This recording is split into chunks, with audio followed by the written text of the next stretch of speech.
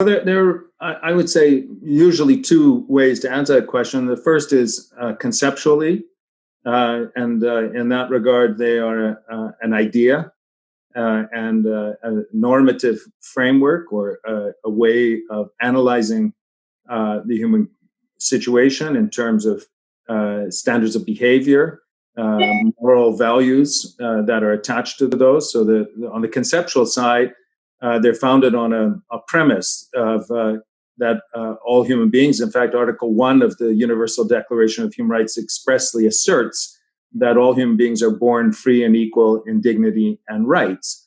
That's not a statement of a right itself. It's a statement of, it's an assertion of something about the world and the character. And what it does is it values human beings, every human being, as precious, as having innate character of to be valued. And we say that the rights we attach to that human character are inalienable. They should not be taken away. They are foundational. They are really, we're trying to say that this is a way we want to live together in the human condition, and how we want to treat each other because of the value we attach. So this is a conceptual idea, and usually it's linked almost immediately with two supplemental elements. One is that we're not only essentially the same in our human nature. We're all vulnerable, all have needs and interests and so forth, but that in that regard we should be treated without discrimination, which is really about arbitrariness, unfounded and unfair ways. And more than not just discriminate, we should be treated equally. And equally, there is a lot of people confuse these two elements. They think they're kind of the same. They're not at all. Non-discrimination is kind of setting up a level playing field. Some people say that, well, you shouldn't push someone out the door, or we're seeing a lot of this right now in discussions of racism. But equality is much more than that, because as much as we conceptually say we're the same, in fact, we know we are not in identical positions.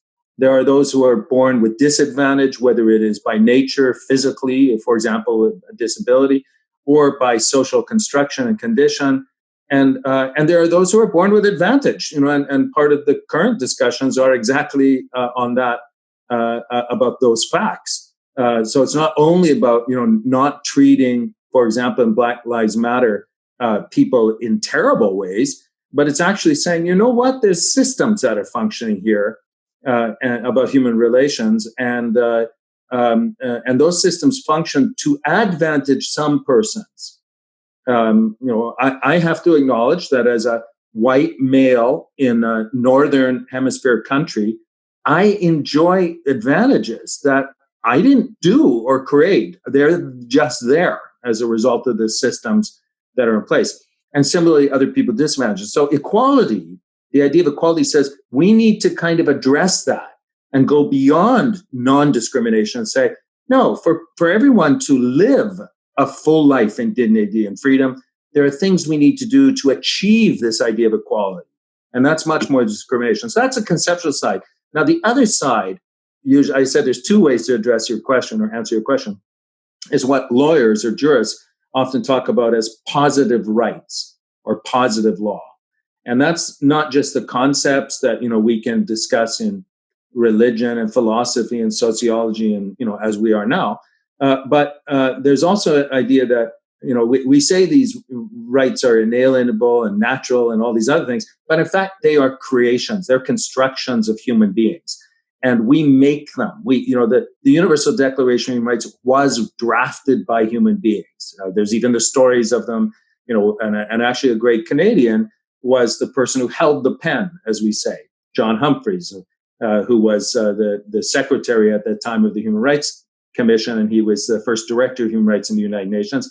And he sat there while people like Eleanor Roosevelt, and the great French jurist at the time who won the Nobel Prize, they drafted René Cassin. Sorry, I just forgot his name. René Cassin and Eleanor Roosevelt, they were the main kind of political actors in the commission.